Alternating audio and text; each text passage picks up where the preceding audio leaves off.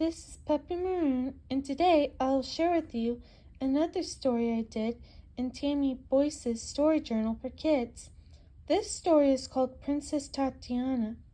It's based off of Jingo Pictures' Anastasia, but I can promise you that this story is much better than anything produced by Jingo Pictures. Once upon a time, in the kingdom of Rubila, there was a man named Mitchell. He lived deep in the woods with his pet dog, Petunia. One night, Mitchell was going for a walk in the woods with Petunia when something caught Petunia's attention. "What is it, Petunia?" asked Mitchell. Petunia ran in a different direction and Mitchell followed. They found a little girl in the bushes. She was dirty and looked completely miserable. Mitchell took pity on the girl, so he brought her home and gave her a bath. After he had given her a grilled cheese sandwich, some apple slices, and a glass of milk, Mitchell asked the girl for her name. "I don't know," said the girl. "I don't remember anything. All I remember is being spit at by a monster and running away." "Don't worry," said Mitchell. "When you're older, we'll go and find your memories. Until then, you can stay with me and Petunia." The little girl smiled. "Thank you," she said. And so Mitchell raised the little girl as his own and named her Tina. Tina grew into a beautiful young lady. Meanwhile, the wizard Rustin was frustrated. He wanted to obtain the throne of Rubila from the Queen Victoria, as her entire family was presumed dead. However, despite his bribes and threats, she refused to give up the throne. She believed their beloved granddaughter, Tatiana, was still alive. So Rustin summoned a ghost named Lilac and explained his dilemma. "You said that if I destroy Queen Victoria's family, the kingdom of Rubila will be mine," Rustin complained. "But that crazy old bat is convinced that Princess Tatiana is still alive." "Queen Victoria is right," said Lilac. "Princess Tatiana is alive." Rustin stares at Lilac in shock. "Princess Tatiana is alive?" Rustin exclaimed. "How do I find her? She could be anywhere." "That's your problem," replied Lilac. With that, she vanished. Meanwhile, on a snowy winter day, a young man was trudging through the woods. His name was Elaine, and he was the prince of a faraway kingdom called Floralot. He spied Tina doing her favorite pastime, which was playing with Petunia. Tina took notice of Elaine. "Hi there," said Tina. "Hey," said Elaine. Petunia ran over to Elaine and greeted him with a wagging tail. "Petunia really likes you," said Tina. "Yeah, I can tell," said Elaine. "Would you like to come to my house for lunch?" asked Tina. "Sure," said Elaine. So Tina and Elaine went with Petunia to Tina's house, where they had a lunch of pizza, chocolate chip cookies, and fruit punch with Mitchell. As they were eating, Tina noticed that Elaine was looking at her. "Is something wrong, Elaine?" asked Tina. "You look so familiar," said Elaine. "What do you mean?" asked Tina. "Something about you reminds me of a dear childhood friend of mine," Elaine replied. "We were incredibly close." "So what happened?" asked Tina. Elaine replied in a melancholy manner. "My dear childhood friend and her family were devoured by a dragon. I came to these woods to pay my respects." "I'm sorry to hear that, Elaine," said Tina. However, Tina, for some reason, looked more terrified than sorry. "Wasn't your childhood friend Princess Tatiana?" asked Mitchell. "Yes, why?" asked Elaine. Mitchell replied, "Back when Tina was a little girl, there were talks in Rubila about a dragon storming the castle and devouring Queen Victoria's family. Everyone thought that with her family gone, Victoria would surrender the throne to the wizard Rustin. However, Victoria believed that her beloved granddaughter, Tatiana, was still alive, and she's been clinging to the throne to this day." "Could it be true?" Elaine asked hopefully. "Not likely," said Mitchell. "All the castle servants saw the dragon devour Queen Victoria's entire family. It was a good thing the queen was in Floralot at the time, or else she would have been devoured too. Mitchell then noticed that Tina had gone quiet. Is something wrong, Tina? He asked. That talk about Queen Victoria's family getting eaten by a dragon feels vaguely familiar, replied Tina. You did mention that the only thing you remembered was getting spit out of a monster, said Mitchell. At that moment, Petunia came running in with something in her mouth. She dropped it at Tina's feet. Tina picked it up. What's that? Asked Elaine. Tina holds it out for Elaine to see. It was a beautiful, heart-shaped ruby pendant. I was wearing it when Papa found me as a little girl, said Tina. Elaine stared at the pendant. He remembered that his dear friend, Princess Tatiana, received it as a birthday present from Queen Victoria. You mean you're Princess Tatiana? He exclaimed. Tina was unsure.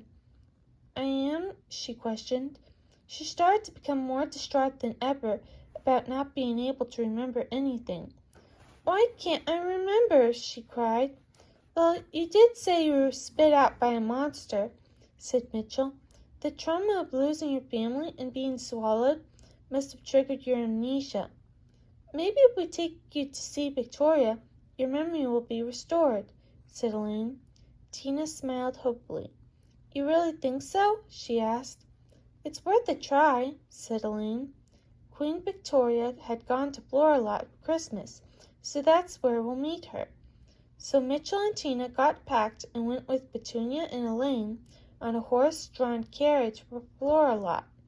They made stops at towns along the way for food and for places to sleep. However, at one point they were in a forest and it was getting late, so they decided to spend the night there. While Mitchell prepared a dinner of tomato soup, buttered toast, and hot cocoa, Tina and Elaine played in the snow with Petunia. Suddenly, Petunia started to growl. What's wrong, Petunia? Asked Tina. Petunia never growled at anyone before. Tina and Elaine then saw Rustin hiding behind a tree. What are you growling at? Demanded Rustin. Tina was about to ask Petunia why she growled at Rustin, but then she realized that something about Rustin doesn't rub her the right way. We should go, said Elaine. So Tina picked up Petunia and went with Elaine back to Mitchell while Petunia stared daggers at Rustin. At one point, Mitchell had just finished preparing dinner. As they were eating, Tina asked Elaine who that man was. It was the wizard Rustin, said Elaine. You saw Rustin? Asked Mitchell. We did, said Tina, and there was something sinister about him. I never understood why Queen Victoria's son hired him as his advisor. I wouldn't be able to trust him in 1,000 years, said Elaine.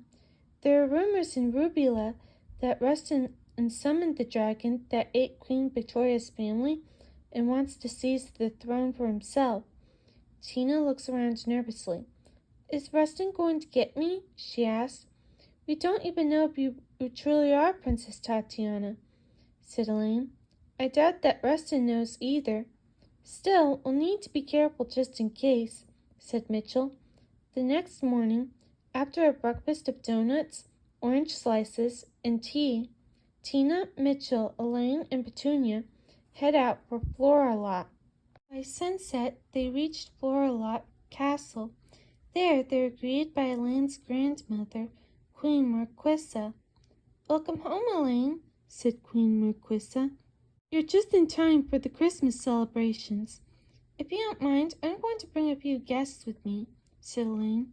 Of course, said Marquisa. But who do you have in mind? Elaine introduced her to Tina, Mitchell, and Petunia. I think Tina might be the lost Princess Tatiana, said Elaine. You really think so? Asked Marquisa. I hope so, said Elaine. Very well, said Marquisa. Let's help them get ready for tonight. So Mitchell was given a tuxedo, Tina was given a pink ball gown, and Petunia was given a beautiful sapphire collar. They then went with Elaine and Marquisa into the ballroom. Queen Victoria was waiting. Victoria, there's someone who would like to meet you, said Marquisa. Tina was then presented before Victoria. Tina was wearing her ruby heart necklace. Victoria recognized the necklace. "That's the necklace I gave to Tatiana as a birthday present," she exclaimed. "Tatiana, my beloved granddaughter. I knew we'd be reunited someday." "Grandmother!" Tina cried as she embraced Victoria. "It really is Tatiana!" Elaine exclaimed. Everyone in the ballroom cheered, but then the cheering was interrupted by sarcastic clapping. It was Rustin. "I should have known you'd survive being swallowed by the dragon," he said, "but don't think that your necklace will save you this time." He then used a telekinetic spell to snatch the necklace from Tina and used force fields to trap Mitchell, Petunia, Elaine, Victoria, Marquissa, and all of the guests. "What do you mean, don't think that your necklace will save you this time?" asked Tina. "The reason why you survived being eaten by the dragon was because of this necklace," said Rustin. "However, letting you wear that necklace is a mistake I won't repeat." He then snapped his fingers, and a huge creature came barging into the ballroom. It was the same dragon that devoured Queen Victoria's family. Tina screamed in terror. "It's nothing personal, Tatiana," said Rustin. "It's only through your death that Rubula will be mine." Suddenly, Petunia broke out of her force field. You see, the sapphire collar she was wearing was magical and can break through force fields. Petunia bravely jumps into the dragon's mouth just as it was about to swallow Tina. Now, Flora dogs are poisonous creatures that are especially fatal to dragons. As soon as the dragon tasted Petunia, it dropped dead. It fell on top of Rustin and crushed him to death. All the force fields dissipated, and Mitchell, Elaine, and Victoria gathered in a group hug around Tina, who was holding Petunia and sobbing. "Are you okay, Tina?" asked Mitchell. I thought," bawled Tina. "It's all right. You're safe now," said Victoria. "Rustin will never harm anyone again." And Tina and everyone dear to her lived happily ever after. And that was Princess Tatiana. So what do you think of the story? Did you enjoy it? Let me know in the community page on my channel. If you enjoyed this video, be sure to like and subscribe and share the video around. Thanks for watching and have a blessed day.